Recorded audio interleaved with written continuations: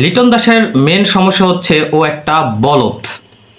কারণ 10 বছর ক্রিকেট খেলার পরও ও বুঝতে পারে না যে ইন সুইং কি, আউট সুইং কি, স্লোয়ার বল কি, স্পিড বল কি।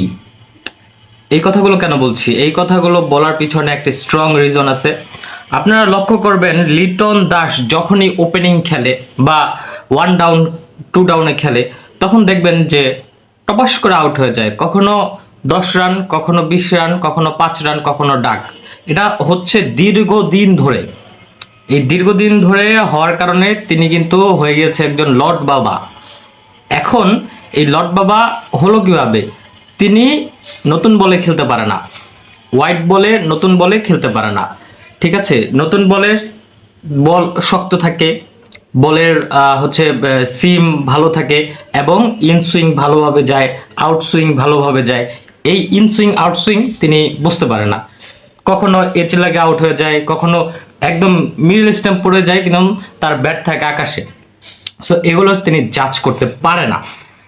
এবং লিটন দাস নিঃশর্তে একজন ভালো খেলোয়াড়। কারণ কি, আপনারা সবসময় দেখবেন টেস্টে লিটন দাস খুব দুর্দান্ত রান করছে। কেন করছে?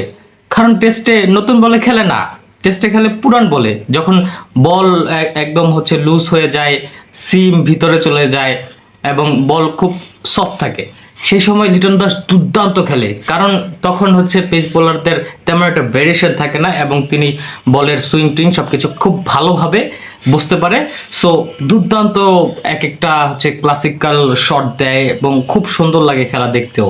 ঠিক আছে, এবং আমরা একটা সময় কিন্তু দেখতে পেয়েছিলাম লিটন দাস যখন টি-20-তে এবং ওডিআইতে মিডলে খেলেছিল, তখনও কিন্তু তিনি ভালো খেলেছে। কিন্তু লিটন দাস হাতে গোনা কয়েকটা ম্যাচ ছাড়া ওপেনিংয়ে কিন্তু ভালো খেলেনি। এখন বিসিবি মাথা মোটা বিসিবি, আর আগে তো ছিল ফাফনদার বিসিবি। সো তারা এই জিনিসটা খেয়ালই করতে পারেনি, যাচই করতে পারেনি। আরে ভাই, তোমরা লিটন দাস তো একটা ভালো খেলোয়াড় নিঃসন্দেহে, তাকে নিয়ে একটু স্টাডি করো, সে কোথায় ভালো খেলে সেই জিনিসটা একটু দেখো, তারপরে তাকে খেলতে নামাও, তাকে বুঝাও যে তুমি ওপেনিংয়ে এই সমস্যা হচ্ছে, তুমি মিডলে খেলো। আর মিডলে কি রে ভাই, মিডলে সমস্যা কি মিডলে খেললে? সো আমাদের এই জিনিসগুলো স্টাডি করতে হবে।